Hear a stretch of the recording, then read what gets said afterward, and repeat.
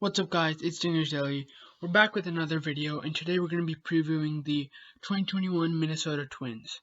So basically how these videos work is, first we talk about the offseason, then the rotation, the bullpen, the lineup, two prospects to look out for, and then finally I give my overview and say where the team will be in their own division.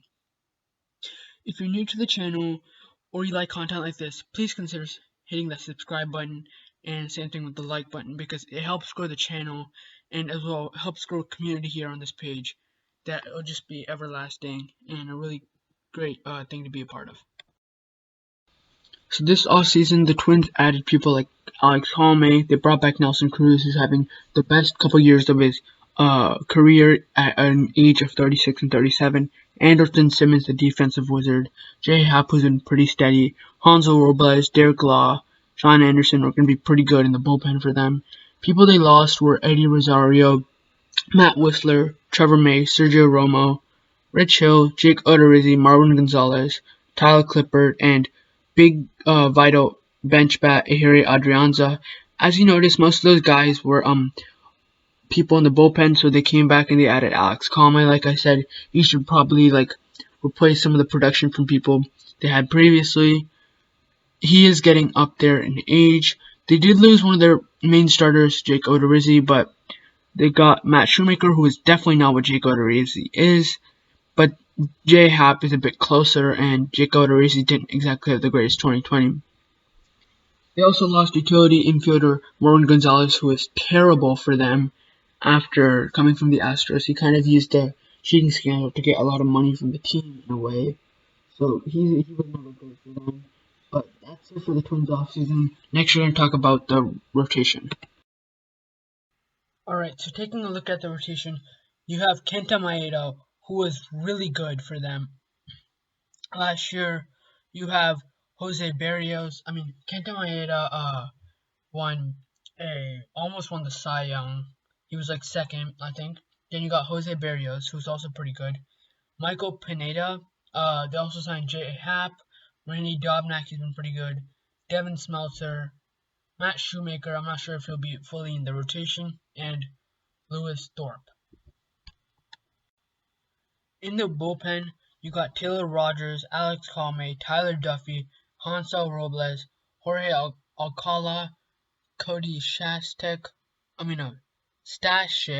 sorry, my bad, Caleb Gilbert, Edward Colina, and Sean Anderson. This is a very good group. You got Taylor Rogers, who's been really good for them. Alex Colome, who came as a free agent. He was previous on the White Sox. He's also pretty good. Tyler Duffy, Hansel Robles. This is a very good group of relievers, and they are pretty good. You could put some of those guys I mentioned earlier in the starters group. They might go to the bullpen, but that's a pretty good group of guys. At catcher, you got Mitch Garver, Ryan Jeffers, Williams Astudillo, and Ben Rorvet. So the thing with Mitch Garver is he had a really good 2019 season. You couldn't say the same thing about 2020, but he looks to bounce back, as do some of the Twins' main hitters from the Bomba squad in 2019 can come help them. Ryan Jeffers is pretty solid. Williams Astudillo, the Tortuga, pretty fun guy. But yeah, the catching group is pretty good.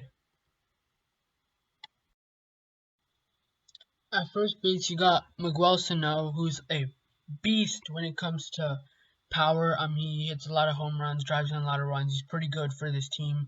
Not the best when it comes to fielding, but definitely serviceable. Behind him, you got Brent Rooker and Alex Kirilloff. At second base, you got Jorge Polanco, Luis Reyes, Travis Blankenhorn, and Nick Gordon. So Jorge Polanco is a really good player. He's pretty good fielder, really good hitter when he's when he's focused, when he's good. And Luis Arias is a crazy good contact hitter. Not any power, but he'll give you a 300 batting average with a lot of singles, and I like him a lot, Luis Arias. If you put him a bit more in defense, and if the Twins didn't get Andrelton, Simmons maybe, I would see a chance that he would have been starting, but now he's very young, but they have him as a bench/utility role. So yeah, At third base, you got Josh Donaldson. I mean, Josh Donaldson kind of got injured, didn't have a great full season with the Twins, but when we saw him last be great in Atlanta in 2019, 40 homers, 100 plus RBIs, great season. The Braves did really good as well that season. So Josh Donaldson, you know what he can bring to the team. Pretty good glove as well there uh, at third base. So if everybody is like in their prime slash has an average season for themselves offensively, this team can be very dangerous. It's just some people have had very good offensive seasons and then fell back down to earth in 2020. But then again, it was a shortened season, so we just have to see how things go. Backing up Josh Johnson, you got Luis Arias and Travis Blankenhorn. At shortstop, you got defensive wizard Andrelton Simmons. He is the second best defensive shortstop of all time. Gotta give my respect to Ozzie Smith. But he's the second best defensive shortstop. I mean, obviously, as he has aged, he's got a bit worse. But offensively, we don't know what he can exactly bring to the team. Not great offensively. Backing him up, you got Jorge Polanco, Nick Gordon, and Luis Arias. In left field, you got Jake Cave.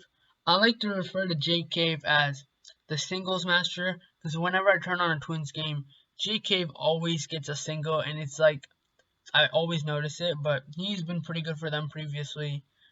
They also have Brent Rooker, Alex Kirilloff, who eventually might move into the starting spot here, and Kyle Garlick here. In center field, you got Byron Buxton. So Byron Buxton was a former top prospect. He was dealing with a lot of injuries. His bat wasn't exactly there for the first few years of his career, so you didn't exactly know how good he was.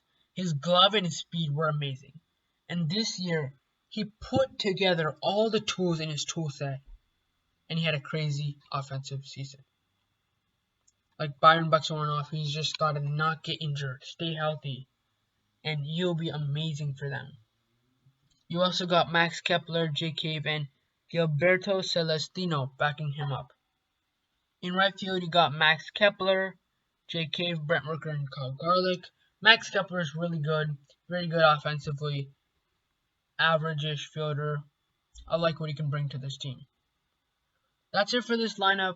Now we're going to talk about two prospects, and then I'll give my final outlook on the 2021 Minnesota Twins.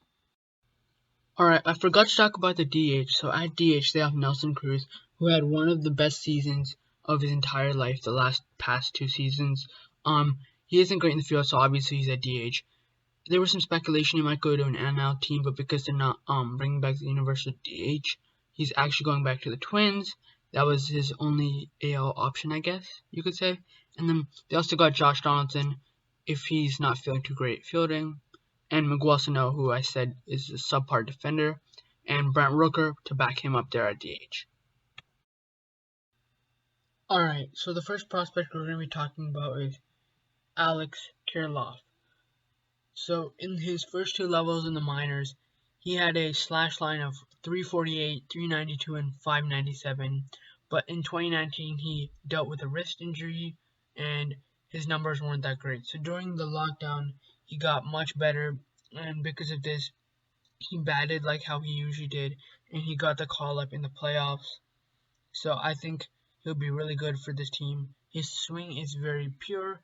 He's going to be playing a DH slash first base slash outfield role this upcoming year, and I think he's going to be a type of guy who can give your team 30 plus home runs with an average over 300. So these type of hitters are rare, and the Twins have a good one in Alex Kirilloff.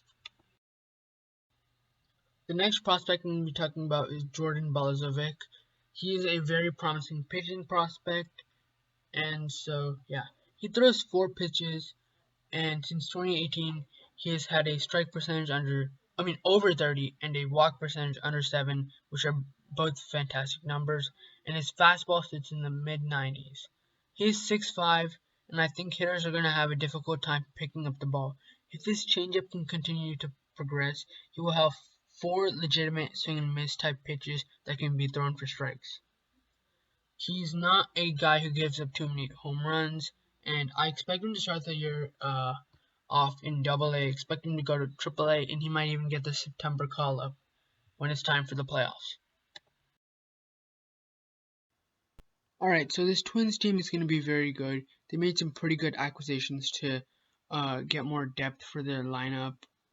So this Twins team is going to be really good. I just personally feel the White Sox have more firepower, more youth, and I feel like they're just going to be a bit better, but this is going to be a very close race, and I have the Twins finishing second in the AL Central. So that's it for this video, guys. Make sure you guys do consider subscribing and hitting that like button if you're either new to the channel or you like this type of content. We'll be back again with an AL West team, the Houston Astros, so make sure you guys subscribe and turn on noties so you don't miss out on that video, and go show some love to the previous videos because they're also doing very well, and the more help from you guys, the better for the channel, and we can build a great community around here. Thank you guys. It's been Ninja.